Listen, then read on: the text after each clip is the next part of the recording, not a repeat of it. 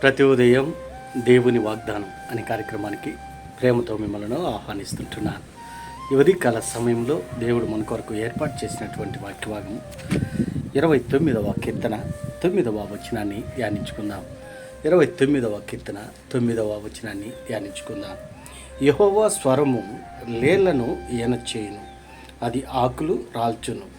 ఆయన ఆలయంలో నున్నవన్నీ ఆయనకే ప్రభావము అనుచున్నవి. క్రీస్తునందు ప్రియమైన దేవుని బిడ్డలారా, ఈ యొక్క చదవబడినటువంటి వాక్య భాగంలో మనం గమనించినట్లయితే పరిశుద్ధాత్మ దేవుడు ఈ ఉదయకాల సమయంలో మనకిస్తున్నటువంటి వాగ్దానము, యెహోవా స్వరము లేళ్లను ఈయనచేయును. ఈ యొక్క వాగ్దానము దేవుడు మనకును మన కుటుంబాలకును అనుగ్రహిస్తూ ఉంటున్నాడు. ఈ వాగ్దానాన్ని అంగీకరించి స్వీకరించి మన కుటుంబాలకును మన వ్యక్తిగత జీవితాలకును దేవుడు ఆశీర్వాదకరముగా మార్చునుగాక. మరి ఈ యొక్క మాటల్లోని ఆత్మీయ అర్థాలను ఆత్మీయ సత్యాలను మనం గమనించినట్లయితే దావీదు ఈ యొక్క కీర్తనను రచిస్తూ ఈ యొక్క మాటలను మాట్లాడుతూ ఉంటున్నాడు.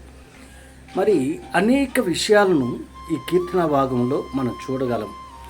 దేవుని యొక్క శక్తిని మనం చూడగలము, దేవుని యొక్క ప్రభావాన్ని మనం చూడగలము, దేవుని యొక్క పేర్లను మనం చూడగలము. అయితే ఇక్కడ మనం గమనించినట్లయితే యెహోవా స్వరము, ఈ స్వరము అనేది చాలా ప్రాముఖ్యమైనటువంటిది. అనగా దేవుని యొక్క మాటలు, దేవుని యొక్క స్వరము మరి జీవింప చేయగలిగినటువంటిగా ఉంటున్నాయి. అందుకే ఇక్కడ దావీదు ఆయన మాటలను మరి ఈ రీతిగా వర్ణిస్తూ ఉంటున్నాడు. దేవుని యొక్క స్వరాన్ని విన్నట్లయితే, అనగా ఆయన స్వరంలో బలం ఉంటున్నది, ఆయన స్వరములో విజయం ఉంటున్నది, ఆయన స్వరములో శక్తి ఉంటున్నది. అందుకే ఇక్కడ మనం గమనించినట్లయితే 3వ వచనంలో యెహోవా స్వరము జలముల మీద వినబడుచున్నది, మహిమగల దేవుడు ఉరుము వలె గర్జించుచున్నాడు. దేవుని యొక్క స్వరాన్ని ఏ రీతిగా మరి వర్ణిస్తుంటున్నాడంటే ఉరుము వలె గర్జిస్తూ ఉంటున్నాడు. ఆయన స్వరము ఉరుము వలె గర్జిస్తూ ఉంటున్నది.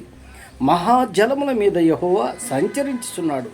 యెహోవా స్వరము బలమైనది, యెహోవా స్వరము ప్రభావం గలది అని దేవుని యొక్క స్వరాన్ని ఈ రీతిగా దావీదు వర్ణిస్తూ ఉంటున్నాడు, పోలుస్తూ ఉంటున్నాడు. ఎందుకనగా దావీదు దేవుని యొక్క స్వరాన్ని విన్నాడు.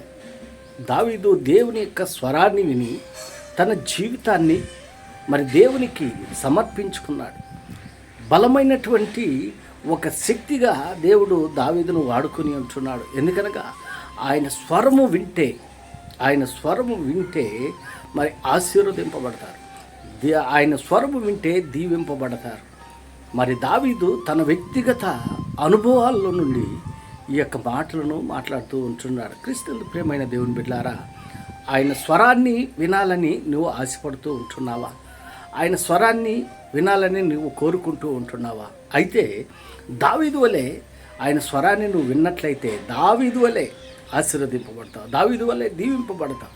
దావీదును ఉన్నతంగా మరి ఆశీర్వదించాడు, ఉన్నతంగా దీవించాడు. ఎందుకనగా ఒక సాధారణమైనటువంటి స్థితిలో నుండి ఉన్నతమైనటువంటి స్థితికి దేవుడు దావీదును ఉంచాడు.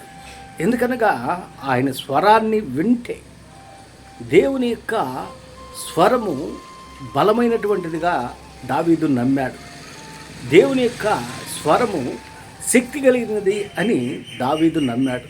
అందును బట్టి దావీదు అంతకంతకు వర్ధిల్లుతో ఆశీర్వదింపబడ్డాడు.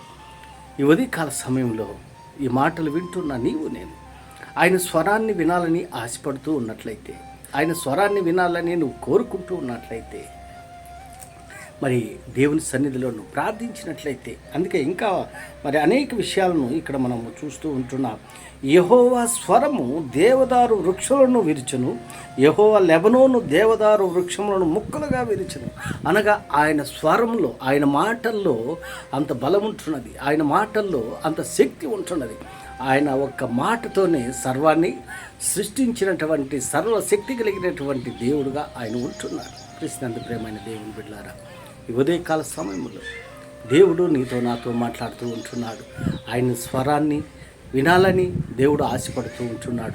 ఆయన స్వరాన్ని విని మరి దీవింపబడాలని, ఆశీర్వదింపబడాలని ఈ కొద్ది మాటల ద్వారా నేను హెచ్చరిక చేస్తుంటున్నాను. దేవుడి యొక్క మాటలను మీకును మీ కుటుంబాలకును ఆశీర్వాదకరంగా దేవుడు మార్చునుగాక.